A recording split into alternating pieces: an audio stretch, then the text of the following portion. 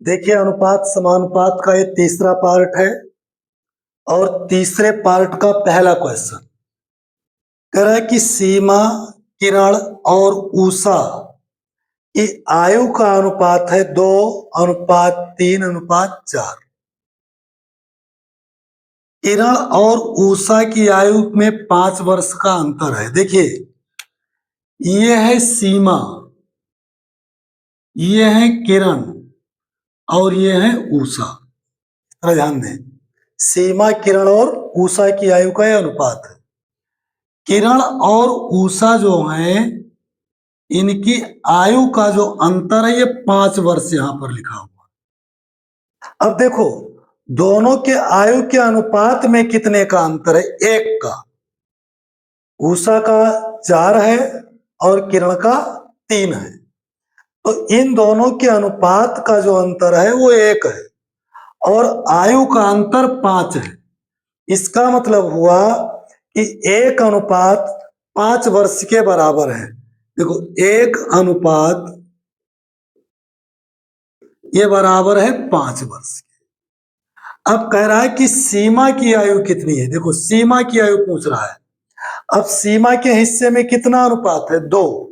तो 1:5 अगर 5 वर्ष के बराबर है तो 2:5 का दुगुना यानी 10 वर्ष के बराबर होगा। तो इसलिए 2 अनुपात बराबर होगा 5 × 2 वर्ष बराबर 10 वर्ष। इस तरह से जो सीमा की आयु होगी वो 10 वर्ष की होगी। सेकंड क्वेश्चन देखें। देखिए, दो संख्याओं का अनुपात है 2:3। मान लिया जाए पहली संख्या बराबर है 2x। अनुपात जब भी दिया होता है तो उसके साथ एक कोई वेरिएबल मान लेते हैं, चर मान लेते हैं। ऐसे दूसरी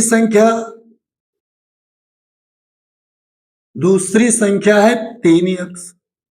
अब कह रहा है कि प्रत्येक में 9 जोड़ दें। अब 2x में 9 जोड़ेंगे तो नई संख्या क्या बन जाएगी? 2x + 9। अगर हम 3x में 9 जोड़ेंगे तो नई संख्या बन जाएगी 3x + 9। देखो, प्रत्येक में जोड़ना, इसमें भी 9 जोड़ेंगे, इसमें भी 9 जोड़ेंगे, तो कह रहा है कि इसका अनुपात 3:4 हो जाता है। तो इनका और इनका अनुपात की बात किया तो लगा दिया बटा, और हो कितना जाता है? हो जाता है का माने बराबर। कितना? 3:4 माने 3/4। अब क्रॉस मल्टीप्लाई कर दो, तिरछा गुणा, तो हो जाएगा 4 दूनी 8x प्लस 4 9 36 बराबर 3 त्रिका 9x और प्लस 9 त्रिक 27। जो x वाले पद हैं उनको एक तरफ कर लें, जो कांस्टेंट हैं उनको एक तरफ करें।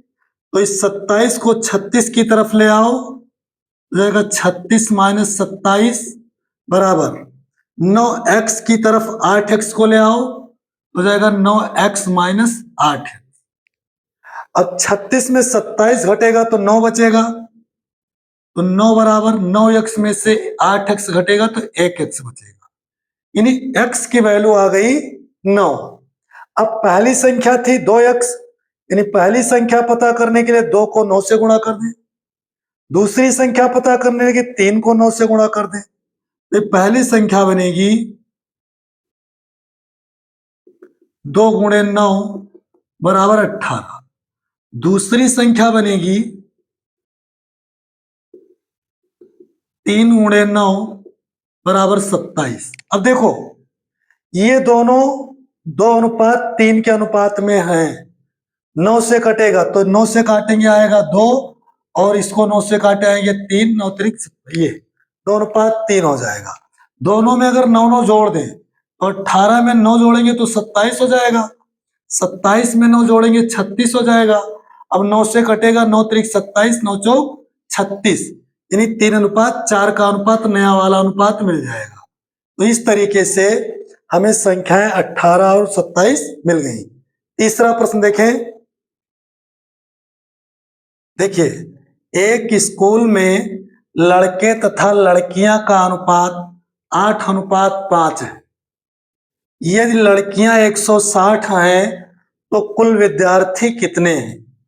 कुल विद्यार्थी का मतलब हुआ लड़कियां और लड़के दोनों की संख्या का योग, कुल मिलाकर के लड़कों की संख्या और लड़कियों की संख्या मिलाकर के कुल कितना है। तो लड़कियों की संख्या हमें पता है कि लड़कियां हैं 160।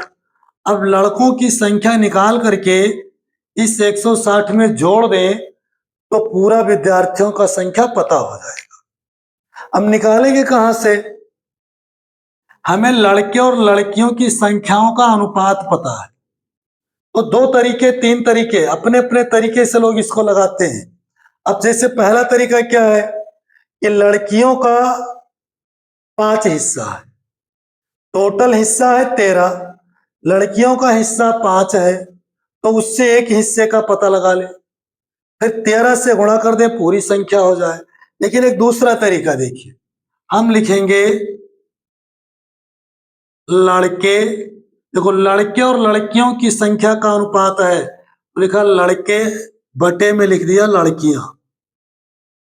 बड़ा आसान सा तरीका है। बराबर 8:5 माने 8/5।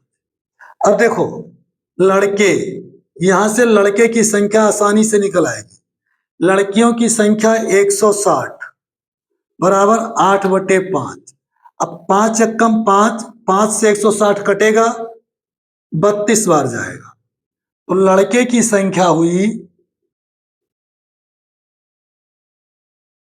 देखो इस 32 को 8 से तिरछा गुणा करेंगे इधर, तो 32 गुणे 8, ये हो गया 2 अट्ठे 16 और 8 त्रिक 24 से 25, 256। इतने लड़के हो गए। लड़कियों की संख्या तो पहले से पता है, लड़की हैं 160, दोनों को जोड़ दिया। जब दोनों को जोड़ेंगे तो 6, 6 5 11, 2 1 3 1 4, यानी कुल विद्यार्थी हो गए 416। विद्यालय में सभी विद्यार्थियों की संख्या हो गई। अगला देखिए, देखिए कोई एक धातु है जिसमें तांबा और जिंक का अनुपात है 9:4। अब उस धातु में तांबे की मात्रा 24 किलोग्राम है, तो जिंक की कितनी मात्रा होगी, ये चीज पता लगाना है। देखिए जिंक और तांबा 2 चीज मिलकर के धातु बना हुआ है, जिसमें आपको तांबे की मात्रा पता है, अब जिंक की मात्रा पता करना है। तो करते क्या है, अभी जैसे क्वेश्चन सॉल्व किया आसानी से हमने लिख दिया तांबा, तांबा और जिंक का अनुपात है, तो लिख दिया तांबा बटा जिंक बराबर 9/4, क्योंकि दोनों का अनुपात है 9:4। अब देखिए तांबे की मात्रा दिया है 24 किलोग्राम और बटा में जिंक बराबर हो गया 9/4। अब क्रॉस मल्टीप्लाई कर लें। देखिए जिंक की मात्रा निकालना है, तो इस 9 की जगह पर हम जिंक को लेकर के चले जाएं और जिंक की जगह पर 9 लेकर चले आए, इस तरह से करना है। क्रॉस मल्टीप्लाई करने का मतलब 24 का गुणा 4 से, देखो 24 का गुणा 4 से बटा 9 का गुणा जिंक से, तो हमें जिंक निकालना है, तो जिंक की जगह पर 9 ले लेंगे और जिंक को इधर छोड़ देंगे। अब देखो 3 से कटेगा, 3 त्रिका 9, 3 अट्ठे 24, अब नहीं कटेगा, तो हो गया 8 चौक 32/3 kg, ये जिंक की मात्रा हो गई। हम इसको लिख सकते हैं 3 दहाम 30, 2 32, यानी जिंक की मात्रा आ गई 10 सही 2/3 किलोग्राम। नेक्स्ट क्वेश्चन देखें। देखिए ये प्रश्न, जैसे अभी एक स्कूल में लड़के लड़कियों की संख्या पता किया था कि टोटल संख्या कितना है, ऐसे यहाँ कुल धन पूछ रहा है, बिल्कुल उसी तरीके का प्रश्न है। अब कुल धन पूछ रहा है, इसका मतलब क्या हुआ, दो लोग हैं, एक अजीत और एक पंकज। पंकज के पास जितना रुपया है वो हमको पता है, हम अजीत के पास कितना पैसा है उसको पता करके और इस 2400 में जोड़ दें तो पूरा धन पता हो जाएगा। अब इसके लिए देखो, अजीत और पंकज को जितना हिस्सा मिला है उसका अनुपात दिया हुआ है, तो हम लिख लेंगे अजीत बटे पंकज बराबर 4/3, 4/3। अब अजीत के पास कितना पैसा ये तो पता नहीं है, लेकिन पंकज के पास 2400 है ये पता है, बराबर 4/3। अब देखो, अजीत का पैसा निकालने के लिए इस 2400 को इधर लाएंगे तो इधर बटा में है, इधर गुणे में चला जाएगा, ये हो जाएगा अजीत बराबर हो जाएगा 4 × 2400 और बटे में 3। अब 24 को 3 से काटे, 3 एकम 3, 3 अट्ठे 24, डबल 0 हो गया। तो अजीत का धन कितना आया, 4 को 800 से गुणा करेंगे तो आएगा 3200 रुपए।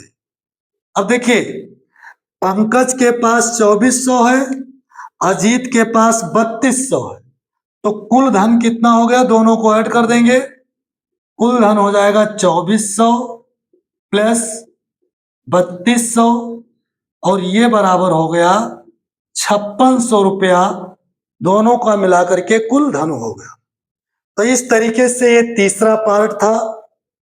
आगे हम और टॉपिक्स पर वीडियो लाते रहेंगे, लेकिन अगर हमारी बातें आपको पसंद आती हैं तो इसको एक बार लाइक कर दीजिए और शेयर कर दीजिए। धन्यवाद।